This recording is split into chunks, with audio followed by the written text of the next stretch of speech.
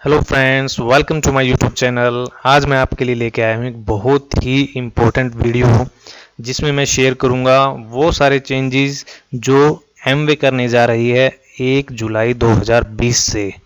तो क्या है वो सारे चेंजेस, क्या है एमवे 3.0, आगे देखते हैं। सबसे पहले हम देखते हैं कि old distributor sign up process क्या था। एक नए डिस्ट्रीब्यूटर को ज्वाइन करने के लिए क्या क्या करना पड़ता था।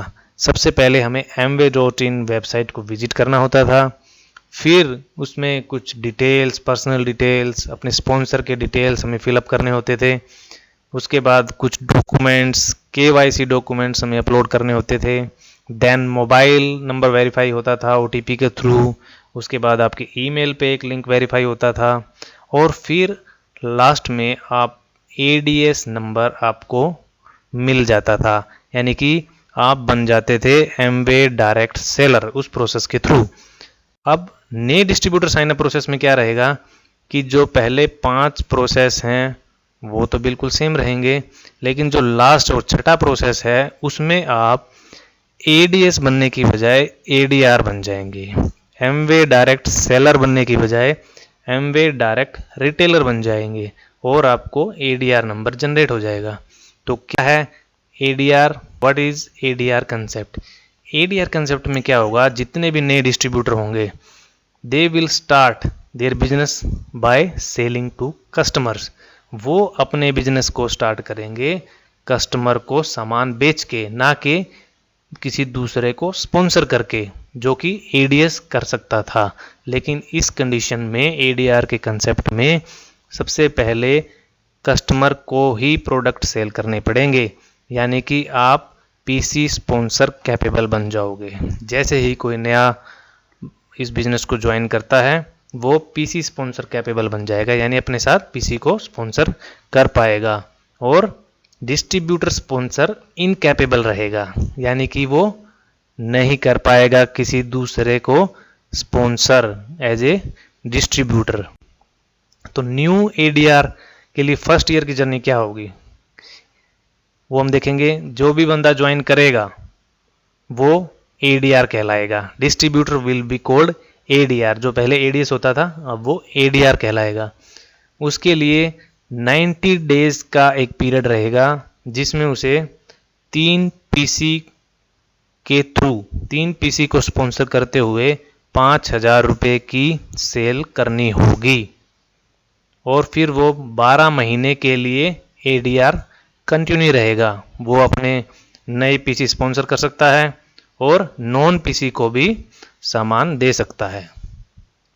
अगेन उसके लिए एक एनुअल सेल क्राइटेरिया रहेगा जो कंपनी ने नया ऐड किया है 90 डेज के अलावा। इसमें क्या रहेगा, आपको टोटल 10,000 रुपये का टर्नओवर करना है। 5,000 जिसमें से हम 90 दिन के अंदर कर चुके हैं 3 PC के थ्रू, और जो बैलेंस 5,000 रुपये बच गया है वो आप अपने PC या नॉन PC के थ्रू भी कर सकते हैं, यानी कि टोटल आपको 10,000 रुपये का 12 महीने के अंदर टर्नओवर करना जरूरी है, मिनिमम टर्न। तो डिस्ट्रीब्यूटर स्पॉन्सरिंग करने की पावर कब मिलेगी उसे? जो ADR होगा वो कब कर पाएगा डिस्ट्रीब्यूटर को स्पॉन्सर? वो कर पाएगा 7 दिन की ज्वाइनिंग के बाद। जिस दिन से उसने बिजनेस को ज्वाइन किया है उसके 7 दिन के बाद वो किसी को इस बिजनेस में स्पॉन्सर कर सकता है, लेकिन उसके लिए 2 कंडीशंस होंगी। नंबर 1 कंडीशन क्या होगी कि वो 90 दिन का जो सेल्स क्राइटेरिया था उसको फुलफिल करता है। जैसे मैंने पिछले स्लाइड में बताया, 3 PC के थ्रू 5,000 रुपये का सेल्स वॉल्यूम उसे करना है। दूसरा, उसको बिजनेस की एजुकेशन और असेसमेंट के थ्रू जाना पड़ेगा। ये 90 दिन का क्राइटेरिया है, लेकिन कुछ लोग ऐसे हैं इसको जल्दी भी कंप्लीट कर सकते हैं। सपोज कुछ लोग ऐसे होंगे जो दूसरे दिन में, तीसरे दिन में 3 PC बना के 5,000 रुपये का अपना क्राइटेरिया फुलफिल कर सकते हैं, लेकिन कंपनी ने एक कैपिंग लगा दी है कि 7 दिन से पहले कोई भी स्पॉन्सर कैपेबल नहीं हो पाएगा, चाहे वो इस क्राइटेरिया को सेम डे या अगले दिन ही पूरा कर ले। तो ये जो बिजनेस का जो डेवलपमेंट, असेसमेंट और जो सर्टिफिकेशन प्रोग्राम जो मैंने बताया, असेसमेंट प्रोग्राम, ये क्या है इसके बारे में देखते हैं। ये एक एजुकेशनल प्रोग्राम रहेगा। इसमें क्या होगा, एजुकेशन और असेसमेंट और सर्टिफिकेशन के जो लिंक होगा, इस प्रोग्राम का जो लिंक होगा नए एडीआर को एसएमएस या ईमेल के थ्रू मिल जाएगा, या वो खुद से amway.in पे लॉगिन करके मैनेज बिजनेस के थ्रू एमवे एकेडमी और कोर्स टैब में जाके इस प्रोग्राम को कर सकता है। ये 100% ऑनलाइन रहेगा, ऑडियो वीडियो बेस्ड एक प्रोग्राम रहेगा जो उसे करना पड़ेगा। ये 11 भाषाओं में अवेलेबल रहेगा, 11 लैंग्वेजेस, लेकिन अभी स्टार्टिंग में फर्स्ट फेज़ के दौरान इसको केवल 4 लैंग्वेज हैं इसी में लॉन्च किया जा रहा है। वो होंगी इंग्लिश, हिंदी, बंगाली और तमिल। उसके बाद 7 लैंग्वेज और ऐड कर दी जाएंगी बहुत ही जल्द। वो रहेंगी मराठी, गुजराती, गुरुमुखी, उड़िया, तेलुगु, कन्नड़ा और मलयालम। उसके बाद क्या रहेगा, जैसे ही वो असेसमेंट प्रोग्राम कंप्लीट हो जाता है तो एडीआर को सर्टिफिकेट ऑफ कंप्लीशन मिलेगा। एक सर्टिफिकेट उसे मिल जाएगा फ्रॉम KPMG। अब KPMG क्या है? KPMG एक इंडिया बेस्ड एक लर्निंग एकेडमी है। इसका एमवे से कोई लेना देना नहीं है, एक तरीके से एक थर्ड पार्टी है। एक लर्निंग एकेडमी है जो स्किल और कैपेबिलिटीज़ को बढ़ाने और उनको चेक करने के लिए कुछ कोर्स, अपने ऑनलाइन कोर्स डिज़ाइन करती है। तो KPMG के थ्रू आपको सर्टिफिकेट वो मिल जाएगा। इससे क्या होगा, इस कोर्स को करने के बाद क्या होगा, हमारे अंदर कुछ ना कुछ कैपेबिलिटीज़ बढ़ जाएंगी, हमारी कुछ नॉलेज इन्हेंस हो जाएगी, ताकि हम एक सस्टेनेबल बिजनेस क्रिएट कर पाएँ, ताकि हम एक अच्छे नॉलेज के साथ बिजनेस में आगे बढ़ सकें। और जो सर्टिफिकेट होगा उसको आप कभी भी एमवे की साइट से जाके डाउनलोड कर सकते हैं। नेक्स्ट देखते हैं, ये रहेगा फॉर्मेट सर्टिफिकेट का। ये एक हमने एक डेमो के तौर पे ले रखा है। ऐसा एक सर्टिफिकेट KPMG के थ्रू हमें मिल जाएगा। तो जो एडीआर है उसके लिए क्या कंटिन्यूटी क्राइटेरिया रहेगा सेकेंड ईयर के लिए।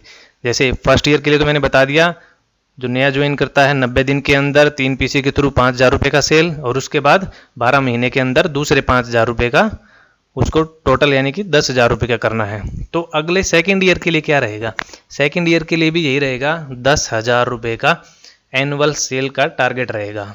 वो पीसी के थ्रू रहेगा या नॉन पीसी के भी थ्रू रहेगा। उसमें क्या रहेगा, हमें 5,000 रुपये, पहले 5,000 रुपये यानी 50% का टारगेट हमें 3 पर्सनल पीसी से करना है, मिनिमम 3 पीसी से हमें करना है। अगर वो हम क्राइटेरिया मीट कर पाते हैं तो अगले 12 महीने के लिए अगेन हम एडीआर बने रहेंगे बिजनेस में। लेकिन अगर हम वो क्राइटेरिया मीट नहीं कर पाते हैं तो क्या होगा, वो एडीआर पीसी में कन्वर्ट हो जाएगा।